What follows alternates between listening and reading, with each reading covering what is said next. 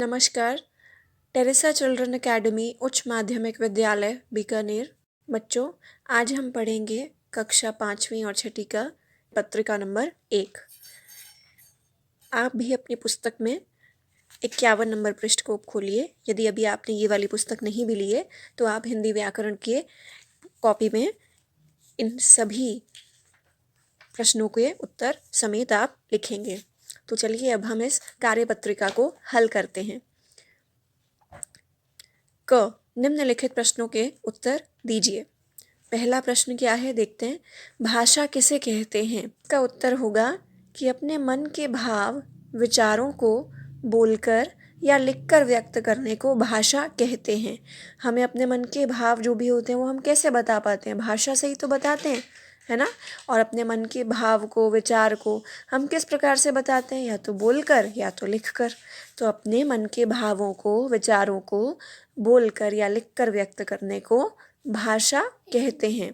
भाषा से हमें अपने विचारों का आदान प्रदान करते हैं। मतलब हम अपने विचारों का आदान प्रदान, अपने विचारों को एक्सचेंज करना, एक दूसरे को बताना, आदान प्रदान करना किससे करते हैं? भाषा से। भाषा के कितने रूप होते हैं? नाम लिखिए।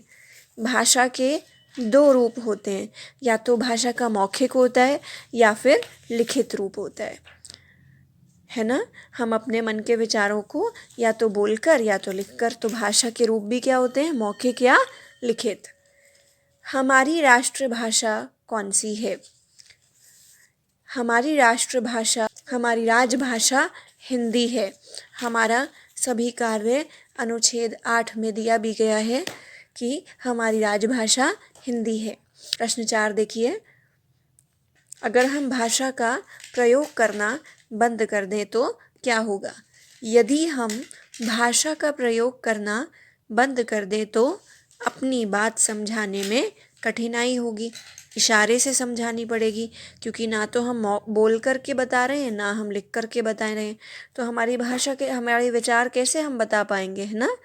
तो हमें भाषा के बिना हमें अपनी बात समझाने में कठिनाई होगी।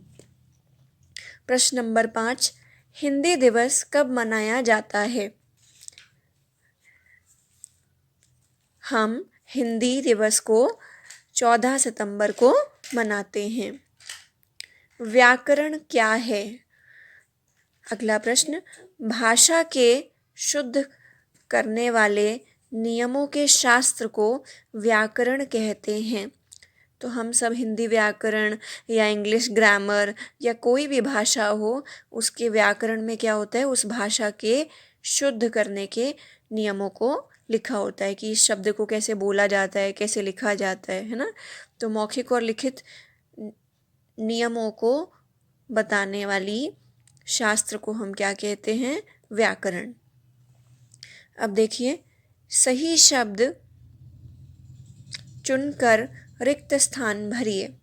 यहाँ पर 4 शब्द दिए गए हैं और आपको इसमें रिक्त स्थान जो नीचे दिए थे उनमें आपको लिखना है। 4 वाक्यों में यहाँ से रिक्त स्थान जो दिए गए हैं वाक्यों में वो लिखने हैं। पहला देखिए, उर्दू भाषा की लिपि है। हर एक भाषा की एक लिपि होती है ना।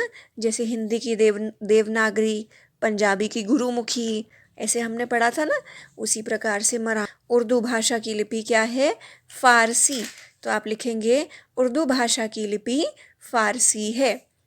व्याकरण भाषा के रूप की जानकारी देती है। तो व्याकरण भाषा की किस चीज़ की जानकारी देती है? भाषा के शुद्ध नियमों को कौन बताता है?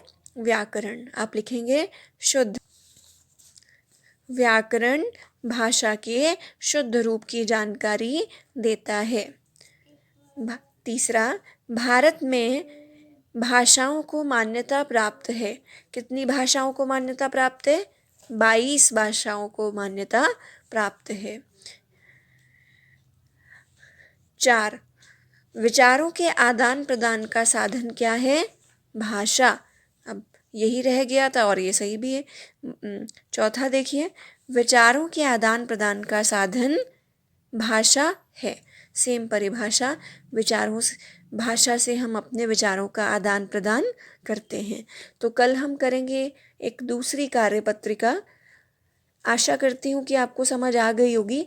यदि फिर भी कोई संशय है तो आप स्कूल के ग्रुप में मैसेज करके पूछ सकते हैं। अपना ख्याल रखिए, स्वस्थ रहिए और पढ़ते रहिए। धन्यवाद।